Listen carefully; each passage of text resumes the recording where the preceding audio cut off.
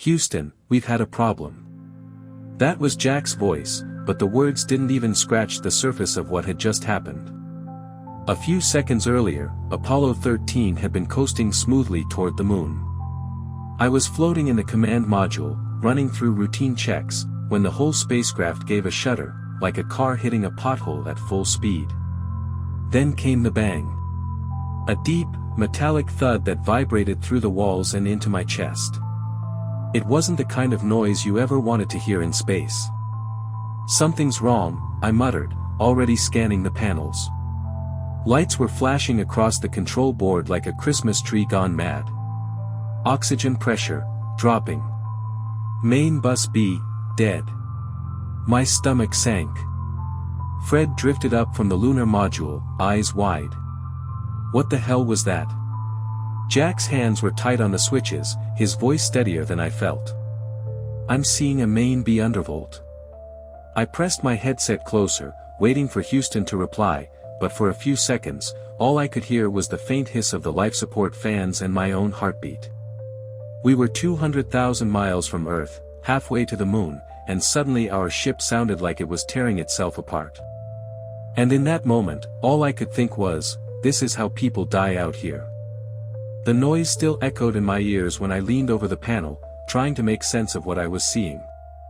The oxygen pressure gauge was dropping in a way that wasn't just unusual, it was catastrophic. Tanks like these didn't just lose pressure. If a needle moved, it moved slowly, something you could troubleshoot with Houston over the course of an hour. But here, the needle was falling as if someone had punched a hole straight through the tank.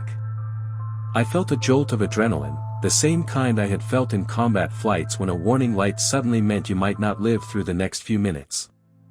"Main bus B is dead," Jack repeated, his voice level but tighter now, clipped at the edges. His hands flicked across the switches, trying to isolate the fault. He was working fast, faster than I could even process, but no matter what he threw at it, the readings looked worse. Fred floated closer, grabbing onto the side panel to steady himself in the weightlessness. His face was pale. "What just blew?" he asked, not really to me, not really to anyone, more like he was trying to hear the words out loud.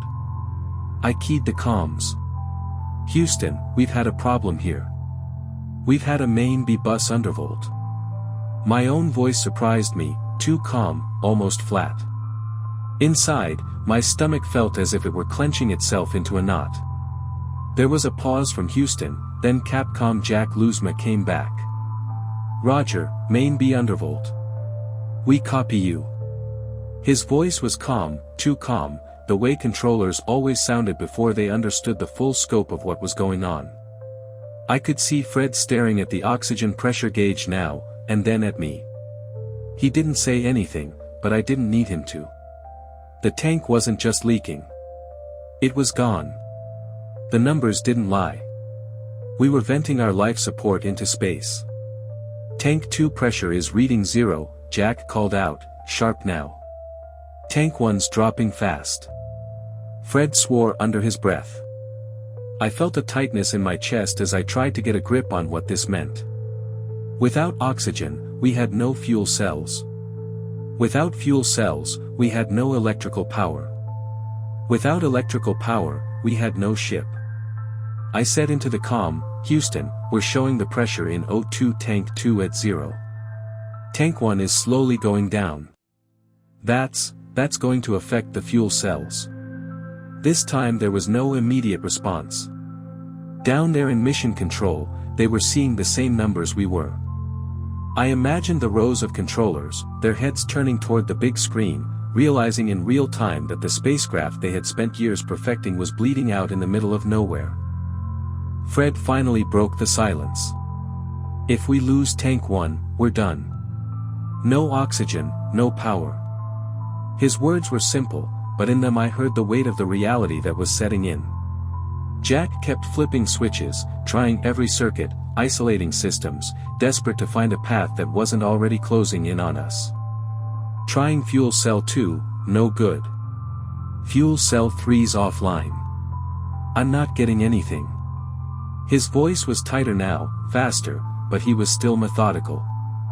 Years of training were keeping him from panicking. I reached over and steadied myself. Okay, let's stay ahead of this. We've still got the LM. It's live. My voice was firm, though inside my head I was already racing through the scenarios. The lunar module had oxygen and power, yes, but it was designed for 2 men, 2 days on the moon, not 3 men, for days back to Earth. It was never meant to be a lifeboat. Houston came back finally. 13, we're seeing the same thing here. Confirm tank 2 pressure at 0. Tank 1 decreasing. We recommend closing reactant valves to isolate the leak. Jack moved fast, shutting valves, isolating what he could, but the truth was staring us in the face. The spacecraft was crippled. I felt the air grow cooler around us as systems began shutting down. The hum of fans dimmed, replaced by a quieter, emptier sound, the kind of silence you notice because something you trusted has stopped working. Fred looked at me. We're not landing on the moon, are we? I met his eyes and didn't answer right away. For 2 years, this mission had been planned as a lunar landing. Every training run, every simulator session, every late night had been for that single moment of touching down on the surface. And now, in a single explosion, that dream was gone. The mission wasn't about landing anymore. It was about survival. Finally, I said, "No, Fred. Forget the moon. Right now, we just have to get home." The words tasted bitter in my mouth, but they had to be said. There was no point pretending otherwise. From Houston, the voices were coming faster now, controllers feeding us steps, trying to stabilize what could not be stabilized. 13, we need you to shut down the cryo fans. Shut down fuel cells 2 and 3. Switch to LM power as needed. Stand by. I acknowledged, and we moved quickly. Jack shut down systems in the command module one by one, killing the lights, the instruments, everything non-essential.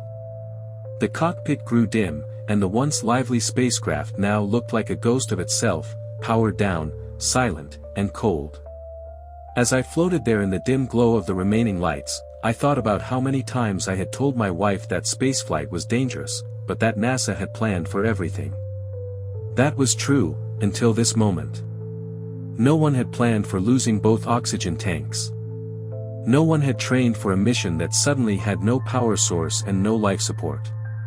Fred's voice pulled me back.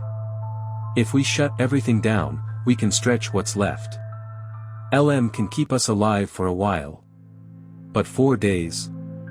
I don't know, Jim. I didn't either, but I had no choice but to sound certain. We'll make it work. We don't have another option. And that was the moment it fully sank in. Apollo 13 was no longer a moon mission. It was a survival mission. The command module was dying around us.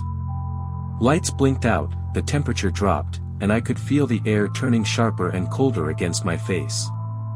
Every system we shut down left the cabin darker and quieter until it felt less like a spacecraft and more like a steel shell drifting without purpose. We had minutes before the situation turned from bad to impossible. I knew it, and Houston knew it too. 13, we want you to start moving into Aquarius. The LM is now your primary lifeboat. Begin powering down Odyssey to minimum levels and transfer essential guidance data to the LM. The words from Houston came clipped, deliberate. The decision was made. We were abandoning the command module. Copy that, I replied, though my throat was dry.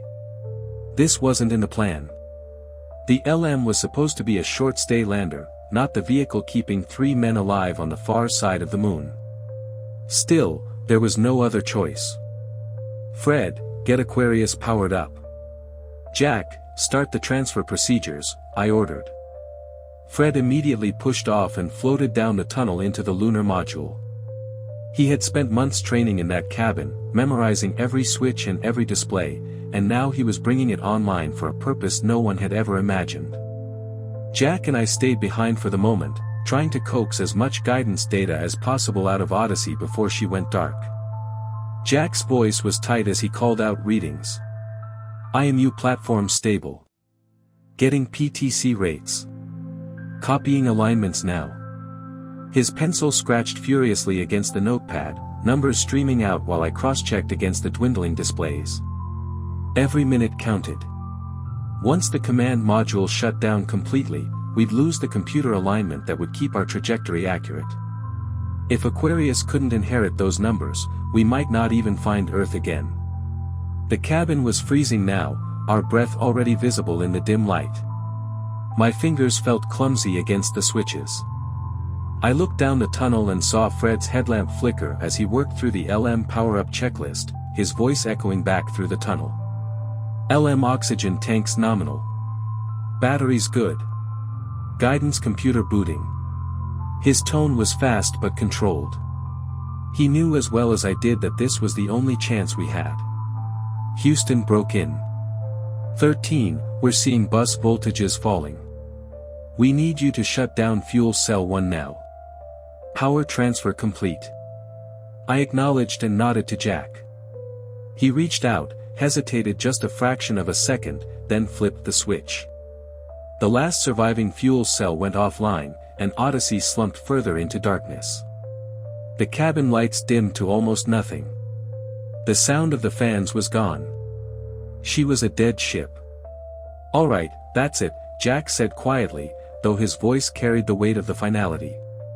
Odyssey's out. Then let's move, I told him. We grabbed our checklists, the data sheets, and the logbooks. Floating through the tunnel, I felt the difference immediately. The LM was brighter, warmer, alive. Fred had done his job fast. Aquarius looked like a cramped jungle of switches and displays, but at that moment, it felt like hope itself. LM's powered up on batteries, oxygen flow stable, Fred reported. He looked up at us, sweat on his forehead despite the cold. Guidance computers ready for data. Jack, get those numbers in, I said. He slid into the right-hand seat, flipping through his notepad, carefully keying in alignments and reference points. One mistake here, and the whole spacecraft could drift off course. I leaned over to check his entries, double and triple checking every digit against what I had copied earlier. The pressure was suffocating, but we couldn't afford to rush it. While Jack worked, Fred and I went through the LM consumables. Oxygen, enough, barely, if we stretched it. Water, tight, but survivable. Power, the real problem. The LM had 2 batteries designed for about 2 days on the surface. Now we were asking them to last 4 days while keeping 3 men alive in deep space. Houston was already scrambling for procedures on how to conserve, but we knew instinctively that it meant shutting down everything that wasn't critical. The LM would run cold and dark, and so would we. I looked back toward the tunnel, the black opening into Odyssey. For a moment I considered how strange it was to just leave her there. The ship that had brought us this far was now silent, abandoned, a frozen shell tethered to us only by the docking hatch. We would need her heat shield to survive re-entry, but until then, she was nothing but ballast. Houston's voice returned, brisk and direct. 13, we need you to begin configuring Aquarius for passive thermal control. Shut down all non-essential loads. We'll work on a full power-down profile here. I relayed the orders. Fred and I started flipping switches, killing cabin lights, shutting down fans, disabling heaters. The LM grew dim, then quieter, then colder by the minute. It was eerie, sitting in a spacecraft designed to be lively and active, and watching it fall into near silence on purpose. The hum of machinery that usually reassured us was gone, replaced by the sound of our breathing and the scratch of pencils against checklists. Feels like we're flying a coffin, Fred muttered under his breath. Better than being in the coffin, Jack answered without looking up. His tone was sharp, but it wasn't anger, it was focus. Hours passed like this, one procedure after another, each one vital. We were exhausted, hungry, and freezing, but there was no time to think about anything except the next step. I felt the weight of command pressing down harder than ever. If I slipped, if I allowed a single mistake, 3 men wouldn't make it home. Finally, with the LM running at bare minimum and Odyssey shut down, I leaned back in my couch, my body aching. The cabin was almost dark, the temperature already sinking, our suits barely keeping us warm. Houston's voice came again, this time quieter. "Okay, 13, good work. You're stable on LM power. We'll keep working the numbers here. Get some rest if you can." Rest.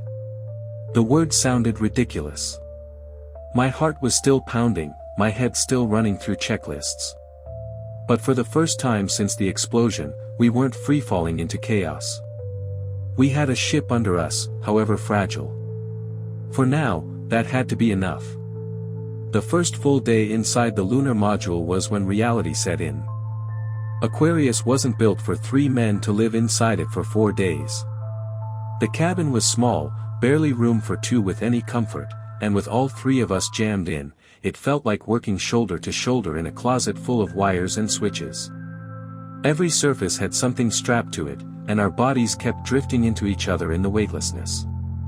Moving around was a constant exercise in patience, and every motion carried the reminder that we were burning through oxygen and water we couldn't waste. Houston began working out new procedures almost immediately, sending up instructions in a steady stream. The focus was on conserving power.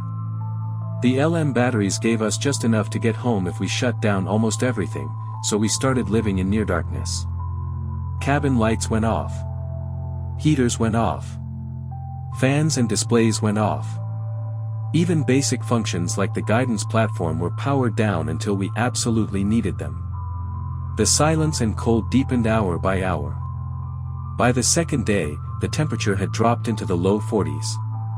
We wore our pressure suits at first, but they were bulky and uncomfortable inside the cramped cabin, so we stripped down to underwear and tried to keep warm with whatever we had. My hands were so cold I struggled to hold a pencil when copying numbers. Water was the next issue. The LM carried enough for 2 men on the lunar surface for a couple of days. Split 3 ways and stretched for 4 days, it meant strict rationing. Houston told us to limit ourselves to 6 ounces of water per man per day. That was less than half a cup.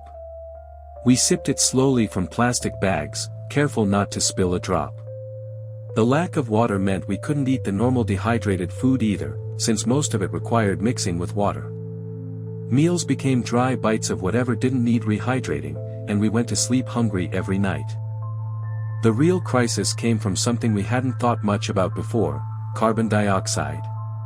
The LM scrubbers used lithium hydroxide canisters to absorb CO2 from the cabin air. They worked fine for 2 men, 2 days. But with 3 of us, the canisters filled up quickly. Houston calculated we had only hours before the buildup reached dangerous levels. The command module had plenty of spare canisters, but they were square, and the LM canisters were round. We had a mismatch that could kill us. 13, we're working on a fix for your CO2 problem. Stand by for a procedure. The words from Houston carried a weight that none of us missed. This wasn't about comfort anymore. Too much CO2 meant headaches, confusion, unconsciousness, and then death. Jack looked at me. We can't jury-rig that ourselves. It's got to come from the ground. He was right. The engineers on the ground worked for hours, testing a solution using only materials they knew we had on board: plastic bags, cardboard covers from flight manuals, duct tape, and hoses. When they finally read up the procedure, we gathered the materials like scavengers. Fred held the bag steady while Jack taped the hose in place. I cut strips of cardboard and taped them over the opening, sealing it tight. The contraption looked ridiculous, like something a child would build, but it was all we had. We slotted the square command module canister into the improvised adapter, taped it tight to the hose, and attached it to the LM system. For a few minutes, we waited, watching the CO2 readings. The numbers were already high, edging into the danger zone. Then slowly, they began to fall. It worked. A cheer came from Houston that we could hear even through the headset. For the first time since the explosion, I let out a deep breath of relief. Improvised or not, that taped-together box had just saved our lives. Still, the hardships kept piling up. The LM was growing colder by the hour. Without heaters, frost formed on the windows and on parts of the panels. The cabin walls felt damp, and our breath condensed in small clouds. Sleep was nearly impossible in the cramped, freezing space. We rotated between the couches, curling up in the cold, trying to close our eyes while one of us stayed alert for checklists and communications. My body ached from the constant chill, and my throat was raw from the dry air. We stopped talking about being tired because it was constant. Another problem was navigation.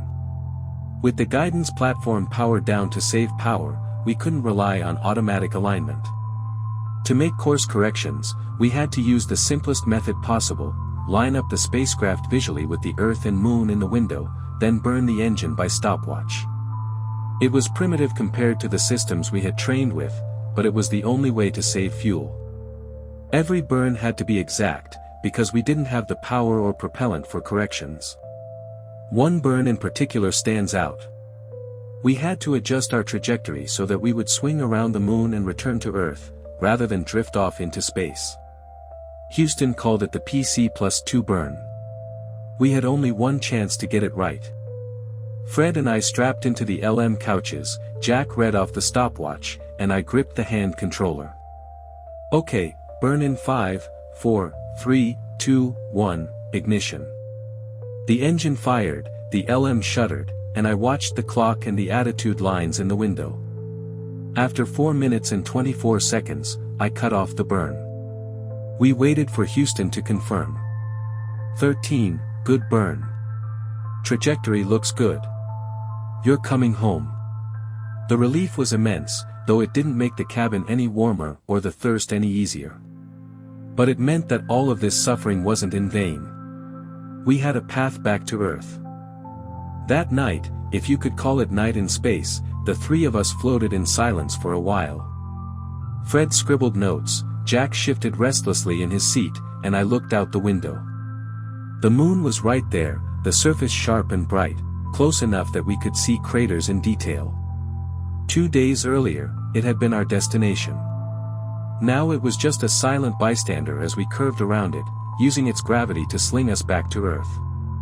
We didn't say much, because there wasn't anything left to say.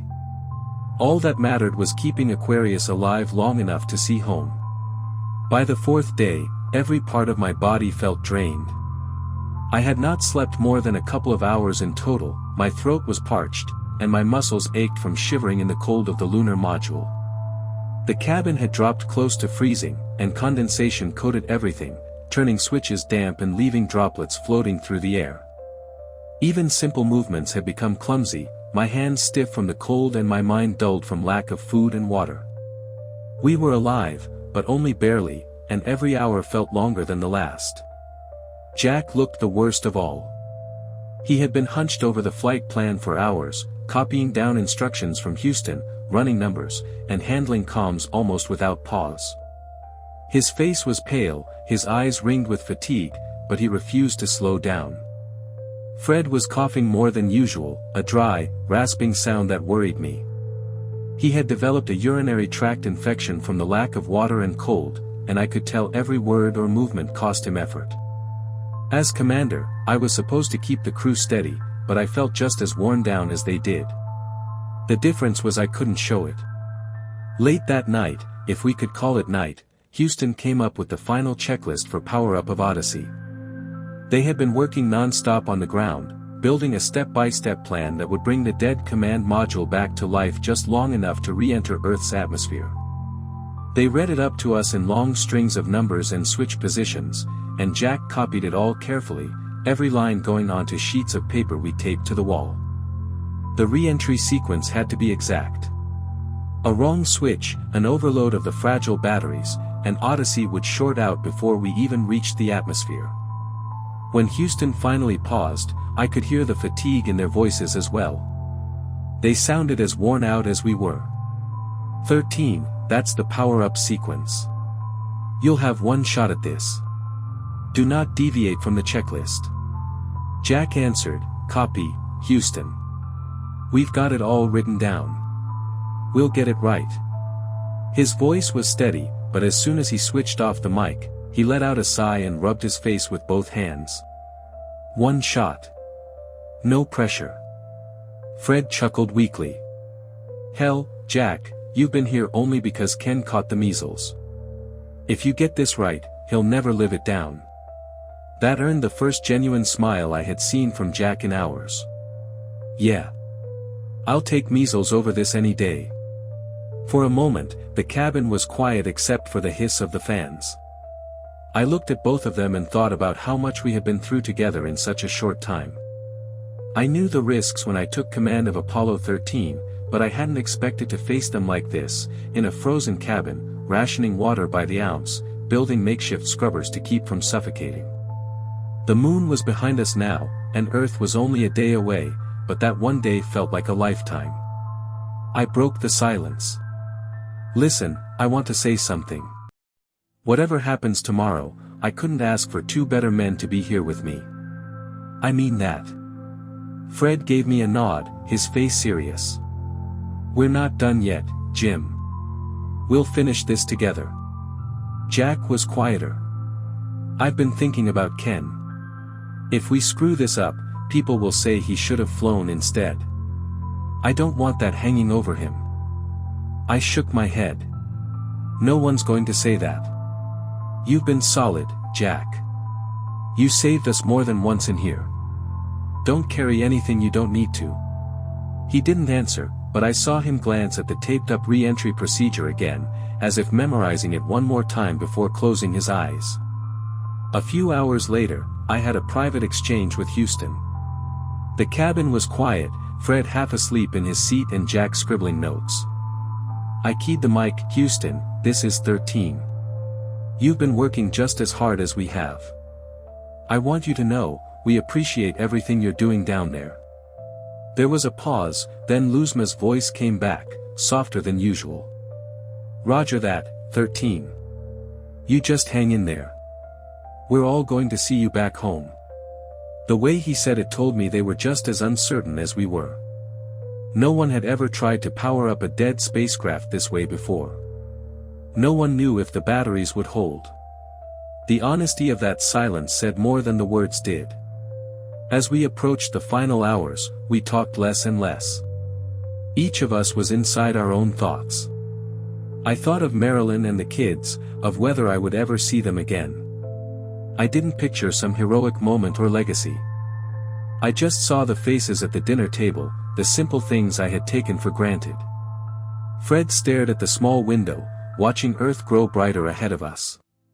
Jack went over the checklist for the 100th time, lips moving silently as he rehearsed each switch throw.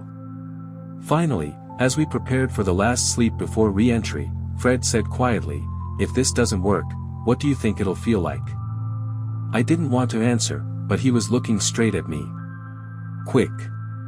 That's what they say." Jack added, "Not if we skip off the atmosphere. Then we'll just keep going." He said it flatly, but it hit all of us the same way.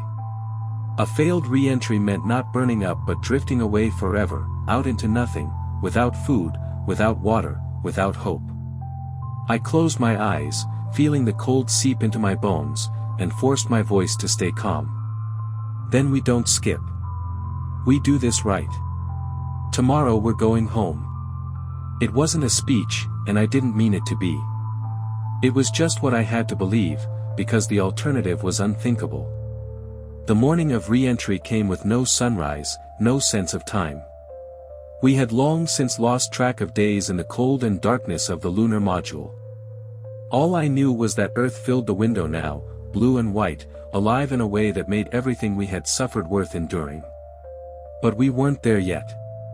Between us and home lay one final gauntlet, bringing Odyssey back to life after 4 days of silence and relying on her battered systems to carry us through the atmosphere. Houston's voice guided us step by step. They had rehearsed this procedure a dozen times on the ground with simulators wired to the edge of failure. Now it was our turn to perform it for real. Jack sat hunched over the taped-up checklist, reading out each command with precision. Main bus A, on. Main bus B, on. DC bus tie, close. His hands moved across the switches, his voice steady despite the fatigue etched across his face. Fred and I called back each confirmation. The cabin flickered with lights as power surged into circuits that had been cold for days.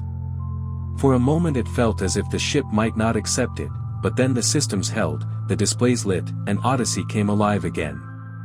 The next task was separation. The service module, crippled since the explosion, had to be jettisoned before re-entry. We had not yet seen the damage with our own eyes. When we rotated Odyssey to view the module, the sight left us silent. A whole panel had been ripped away, torn open as if by a giant hand, exposing the guts of the spacecraft. Tanks and wiring hung loose in the void, twisted and broken. It was worse than we had imagined.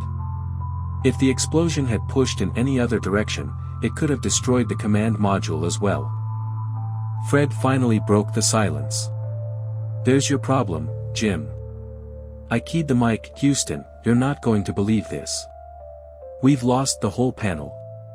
The response came quietly. "Copy that, 13. We see it." Even from the ground, they must have felt the same chill we did, looking at the evidence of just how close we had come to never leaving the moon's orbit. Once the service module was gone, we turned to the lunar module. Aquarius had kept us alive against all odds, but she couldn't come with us through re-entry. Releasing her felt like saying goodbye to a friend. Fred lingered at the hatch, his hand resting on the frame. "She did her job," he said softly. I agreed. Without Aquarius, we would have been dead 3 days earlier. I gave the order, and we jettisoned her, watching the little craft drift away into the black. Now it was just Odyssey. The cabin smelled of damp metal and stale air. The temperature was still low, and condensation had coated the panels in moisture. My fingers slipped slightly on the switches as I ran the final checks. Jack's voice was calm as he read off the re-entry sequence. Fred strapped in, coughing but alert, his eyes fixed on the window where Earth loomed larger with each passing minute. Houston gave us the last words before blackout. 13, you're looking good. We'll see you on the other side. I repeated back the call, then looked at my crew. All right, gentlemen. Let's go home. The first edge of the atmosphere gripped us with a faint tremor. The acceleration built quickly, pressing me back into the couch. The heat shield outside was taking the brunt of re-entry, and though we couldn't see it, we could feel the vibrations and hear the low growl that grew into a roar. Communication cut off exactly as expected. Radio silence lasted 4 minutes, but it felt like an eternity. The cabin shook harder, the straps digging into my shoulders. I glanced at Jack and Fred, both were silent, eyes fixed forward, riding it out. My own heartbeat was loud in my ears, a steady reminder that we were still alive, at least for the moment. The blackout stretched on. At the 3-minute mark, I told myself it was routine. At 4 minutes, I felt doubt creep in. At 5, I thought of Marilyn and the kids again, wondering if this was the point where they would be told we had not made it. The heat built outside, the noise growing until it felt like the spacecraft itself was screaming. Then, at last, the radio crackled. Odyssey, Houston. We have you back. The relief was physical. I let out a breath I hadn't realized I was holding. Fred smiled for the first time in days, a real smile that lit up his exhausted face. Jack simply nodded and kept reading off numbers, making sure we were still on track. Parachute deployment was next. We braced for it, the sudden jolt that would tell us whether the final system had worked. Stand by for chutes, Houston said. A moment later, the cabin lurched, and I saw the shadows of 3 great canopies bloom above us through the window. Chutes confirmed, Jack said, his voice steadier than mine could have been. We hit the water hard, the impact jolting through our bodies. Then we were bobbing, alive, the spacecraft rolling with the waves. The sound of helicopters grew louder above us. We had made it. The hatch opened to fresh air and daylight. The first breath of ocean air was like medicine. Sailors from the USS Iwo Jima pulled us out, one by one. My legs trembled when they hit the deck, weak from days of confinement and exhaustion, but I stood anyway. I had to. As I looked back at Odyssey, scarred and battered but still intact, I felt a mix of pride and sorrow. We had not walked on the moon. The mission had failed its original goal. But in surviving, in bringing 3 men home against impossible odds, Apollo 13 had become something else entirely. Later, when I had time to think, I realized what it meant. Spaceflight was never about certainty or perfection. It was about risk, and about the people who met that risk with determination. The engineers who built a filter out of duct tape on the ground, the flight controllers who never gave up on us, my crewmates who endured hunger, thirst, and cold without losing their resolve, that was the real story of Apollo 13. When I finally saw my family again, all I could think was how close I had come to never seeing them at all. The moon was still out there, waiting, but at that moment, Earth was enough.